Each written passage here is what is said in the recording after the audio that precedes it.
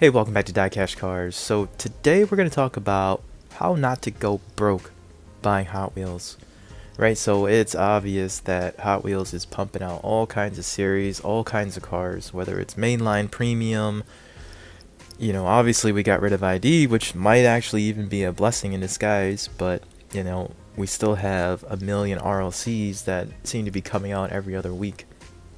So if you are an avid collector and your mentality is just to buy everything, eventually you're going to run out of money. There's just no way that you're going to be able to pay for everything unless you have unlimited funds and you're a millionaire or something like that. But if you're like the average collector where you have responsibilities outside of the hobby, you got a wife, you got kids, you got a job, you have bills to pay, funding this hobby isn't a priority sometimes, right? But how do you stay on top of it, right? And I'm going to give you guys a couple of tips today just to kind of help you on this journey through this hobby, because I feel like this hobby is big enough to where you can use it to pay for itself. So that leads me into my first lesson here, which is sell, sell, sell. Whatever you take into your collection, you got to be ready and willing to get rid of something. So my rule of thumb is 80%, meaning if I buy $100 worth of cars, I have to sell off 80% of that. So I got to sell off $80 to recoup back my money, right? And a little bit of strategy with that too, right? You're going to want to sell something a little bit more seasoned, something that you have a good amount of equity into, so that you're not just selling something back for the same price that you bought it. You're trying to sell something back that you'll actually make a little bit of profit on it, right? Which in this way it helps you keep your purchases more controlled and more offset.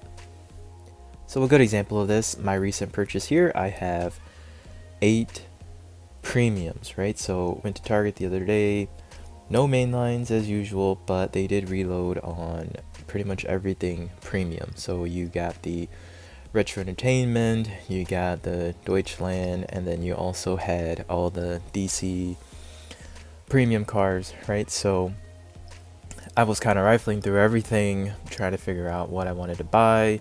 Obviously I had to pick up the Mercedes-Benz C63 in black, which is the chase piece. But again, you're talking 8 premium models. When I went to go check out, it was around $50, right? So, my whole thought driving back home was, how do I justify this purchase? How do I get my money back, right?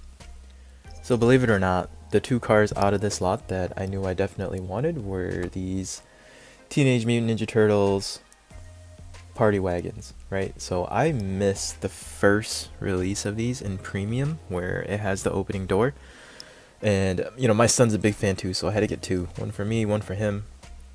I also knew I had to keep the cool combis just because it's such a cool cast.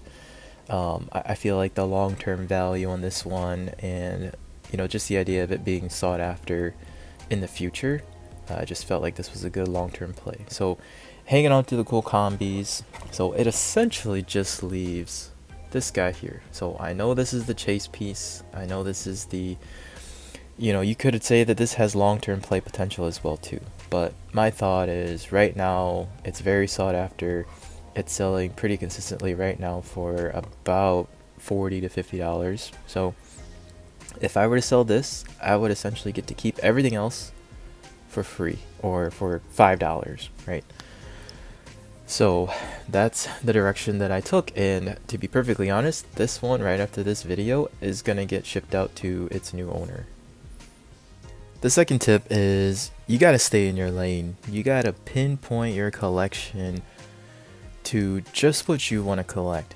Alright, it's unrealistic to say that you're just going to collect everything. Anything cool that comes out, you're interested and you're going to buy it, because then you're going to end up with this rainbow of a collection where you're going to lose interest really quick. I've done that before. I've done it where I used to collect everything from muscle to Euro, motorbikes, JDM, Disney cars. I collected it all and I just got burnt out, and my collection just looked in disarray. So you appreciate your collection a lot more when you can pinpoint exactly what you're looking to buy, whether that's JDM, Euro, exotics, muscle cars, etc. Right? However, I will say that you do still want to keep your eyes open on other casts and other makes and models that you don't necessarily collect. So for example, I love square bodies. I don't collect them, but if I see them, I purchase them because I know that I can sell those to other collectors, right? Not to scalp it, but just to sell so that I can make a little bit of profit back to help offset my own costs and build my own collection. And at the same time, I always tend to give really good deals to people that I sell things to. I always undercut the market, right? So it's kind of a win-win situation, to be perfectly honest.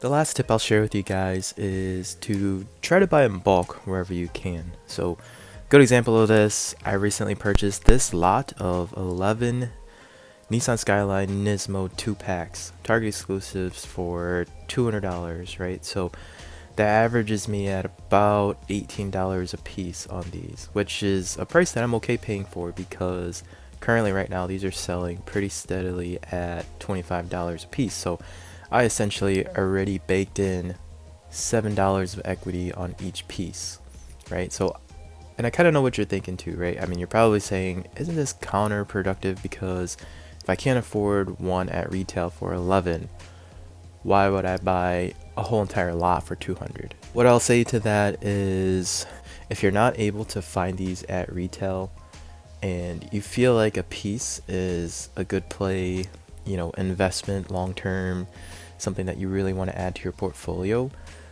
sometimes the only option is to purchase a lot so that you can get that bulk quantity discount. Again, not for everybody, but it's a good way to just average down your cost per piece so that you can optimize your sales in the future.